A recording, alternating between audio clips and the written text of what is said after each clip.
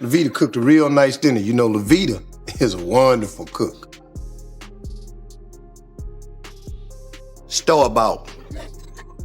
That was Cedric the Entertainer and Steve Harvey. But wait till you hear what Katt Williams had to say about it. That's a nigga in that dress, sir. That's not nobody's grandmama. This is only funny when he's playing a... And no, he didn't stop there when it came to dresses. Possible that there isn't anything funnier than a guy in a dress. And if that's the case, then it might also be said that there's nothing funnier than a black guy in a dress. Katt's got such a problem with the whole idea of men in dresses that he's been warning folks in his own circle to stay away from it. Katt Williams was trying to always say, Brandon, don't wear a dress. He doesn't just disagree, he's loud with it. This isn't new either. Whether he's stirring things up or just dropping hard truths, Katt always keeps it real with what really goes down in the entertainment game.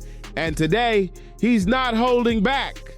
This time, he's digging deep into the strange dynamic between Steve Harvey and Cedric the Entertainer, and it's got people side-eyeing hard. Everybody always assumed their friendship came from years of working side by side. And yeah, that's how it started. But now Katt's making it sound like something shifted. According to him, Cedric might be playing second fiddle.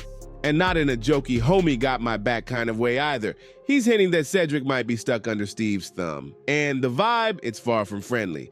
Word out here is that Cedric's got it so bad for Steve Harvey, one snap of Steve's fingers and Cedric's running like he's on a leash. Now that ain't just friendship, that's a whole power move. And Katt Williams is calling it out loud for the world to hear. Up until now, folks didn't really know how deep that connection went. But from what Katt's putting out there, it sounds like Cedric isn't even moving on his own anymore. He's just a watered-down version of who he used to be. Need receipts? Oh, they're coming. I'm staying the night at Boss Lady's. Boss lady. See, I knew it.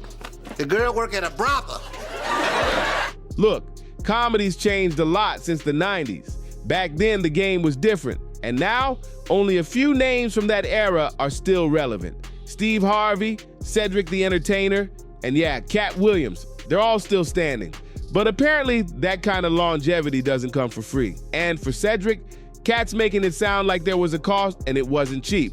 People might try to push Katt off that legend list, but that reaction is exactly why his words hit harder. He's been calling stuff out for years. Whether people want to hear it or not, he's been in the same rooms, breathing the same air, hearing the same whispers as all the other big names. So when someone like Katt speaks up about what's happening when the lights go off and the cameras stop rolling, best believe he's not just making noise, he knows what time it is. Well, I don't want you to think I don't like people. I like people fine. I just don't like people that sell people but then can't tell them the truth. Looking at the version of Steve Harvey we see today, the polished suit, the motivational speeches, the daytime TV charm, it's hard to believe this man once stood at the gritty front line of stand-up comedy's golden era. But hey, looks fool people all the time? And if you ask Katt Williams, deception might be one of Steve's oldest tricks. Katt's not just speculating. He's laying out claims with serious heat. One of them, that Steve allegedly had Cedric wear a dress on his show, while he himself straight up refused to do the same. That's the kind of double standard that's got folks raising their eyebrows, especially because Steve has been loud about never crossing that line. But according to Katt, while Steve was talking tough, Cedric was out here following orders, dressed up for laughs, while his so-called friend kept his own image clean. Before Steve rebranded into the clean-cut host we know now, he was testing out all kinds of roles. He was knee-deep in sitcoms, and the Steve Harvey Show was by far one of his biggest hits. Back in the late 90s and early 2000s, black-led sitcoms owned television. You had shows like The Parkers, The Wayans Brothers, and Martin dropping every week, cultural resets, all of them. Network TV was thriving off black talent. And in the middle of all that was WB's hidden gem, The Steve Harvey Show. That show didn't just make people laugh, it put Steve and Cedric on the map. The bond between Steve Hightower, Harvey's character, and Cedric Jackie Robinson, an exaggerated version of Cedric himself, felt real. But if Katt's right, that friendship on screen might have been covering up a way messier story behind the scenes. The sitcom followed Steve Hightower, a former funk legend turned high school music teacher, doing his best to handle life at Booker T. Washington High, all while working side by side with his so-called best friend, Cedric Jackie Robinson. On screen, they were a dynamic duo, full of laughs, chaos, and tight brotherhood vibes, but off-screen, that best friend energy might have been just for the cameras.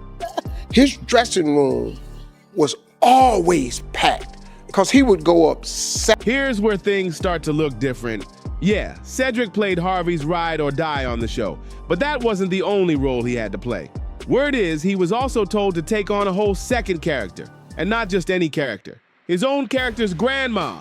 And guess what that meant? Yup, full-on wig, dress, and granny voice. Cedric was basically told to turn all the way up on the femininity just for the laughs.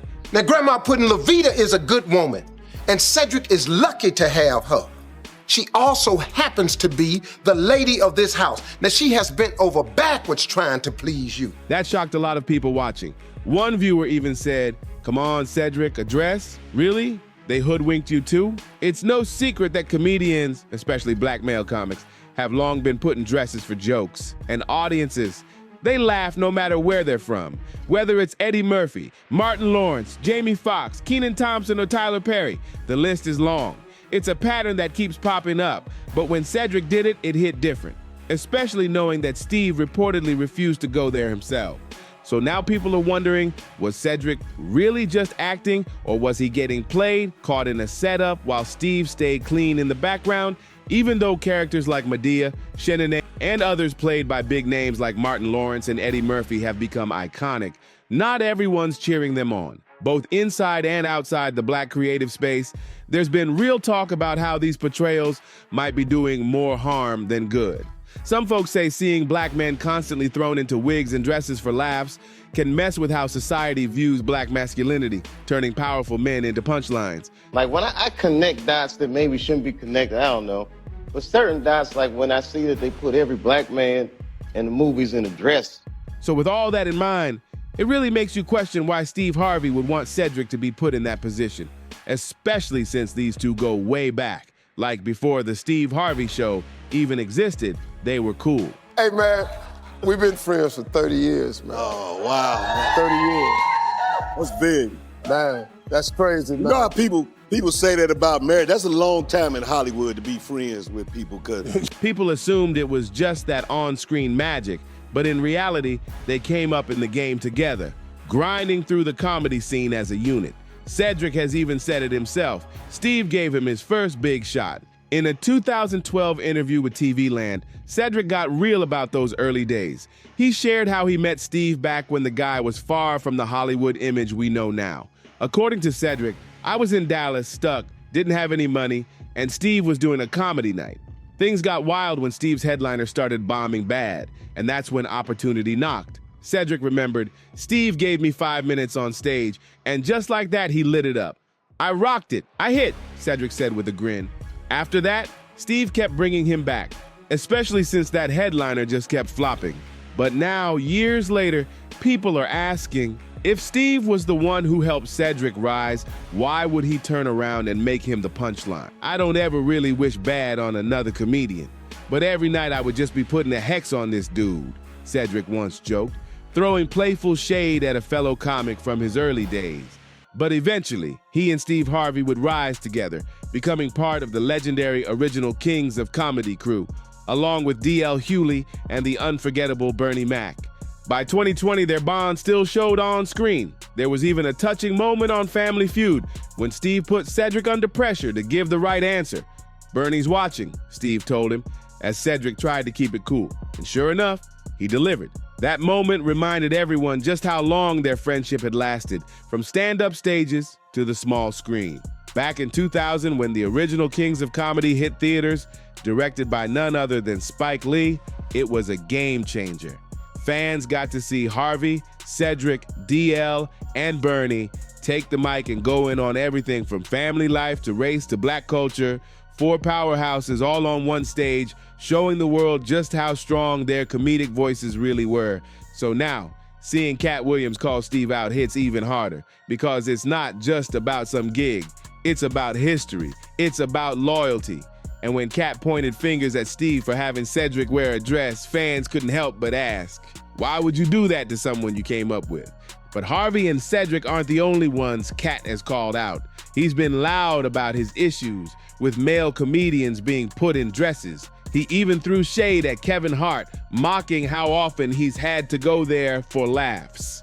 And Cedric, according to Katt, he's just another example of someone who got caught up in that system. At the end of the day, Kevin doesn't have to worry about what people are going to say about him wearing a dress because of the long line of dress-wearing people before him. But beyond the dress drama, Katt and Steve had their own beef too. A while back, Katt publicly challenged Steve to a comedic showdown, saying he'd snatch Harvey's King of Comedy crown. During a New Year's Eve show, they were both headlining. Katt, the younger, bolder, and way more controversial voice, came with the smoke, even dropping an audio diss track aimed at Harvey, calling him out in the most savage way. This wasn't just about comedy anymore, it was war over legacy. Steve Harvey, Katt Williams began, voice calm but sharp, like he was about to deliver a sermon and a diss track all in one. First, I'd like to say thank you to you, because you didn't have to accept this. You've been the king of comedy for as long as we've had one. I'm honored. Sounds respectful, right?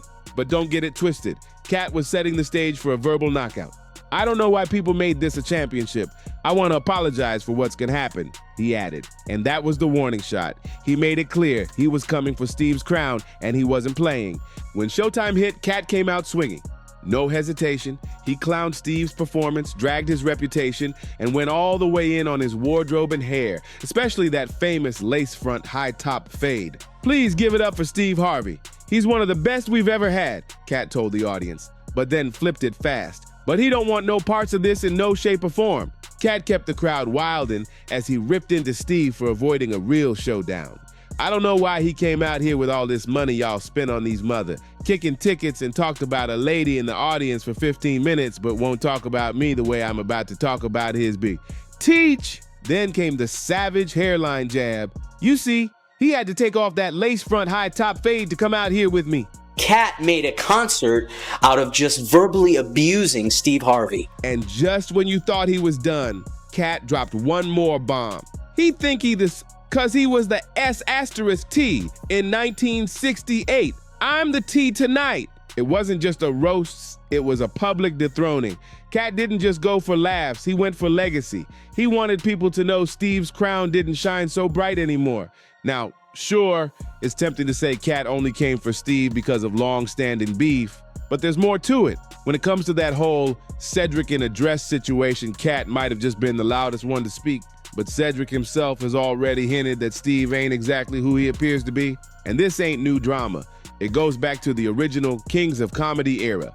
For years, whispers have been floating around that behind the scenes of that legendary tour, things weren't all love and laughs. In fact, some say there was real tension between Steve Harvey and the late great Bernie Mac. So here's the thing, those long-running rumors about tension between Steve Harvey and Bernie Mac, they weren't just gossip. Cedric the Entertainer himself confirmed it during an appearance on Shannon Sharpe's Club Shay podcast. When asked about the vibe during the original Kings of Comedy days, Cedric kept it real. Yeah. I mean, you know, they were the kind of guys, they both alpha males. They just saw it differently. You know what I'm saying? He made it clear. Steve and Bernie didn't hate each other, but they definitely didn't vibe like best friends either. They had their own lanes, and sometimes those lanes didn't run parallel. Still, Cedric said they pushed through it, even if things weren't all smiles behind the scenes. But the real shocker, Cedric said that beef between them is part of why we never got another tour. I think, of course, that was definitely a contributing circumstance, Cedric admitted. But I also think it had a lot to do with the promoter on the thing, because he got a bigger head than all of us. So not only were Steve and Bernie bumping heads, but apparently the guy who put them all together started letting ego take over and making things even messier. And then came the twist. In a 2003 interview with GQ magazine, Bernie Mac went off script and accused Steve Harvey of being jealous of him, and even claimed Steve tried to block him from landing certain movie roles. That hit hard. Years later, Steve finally responded.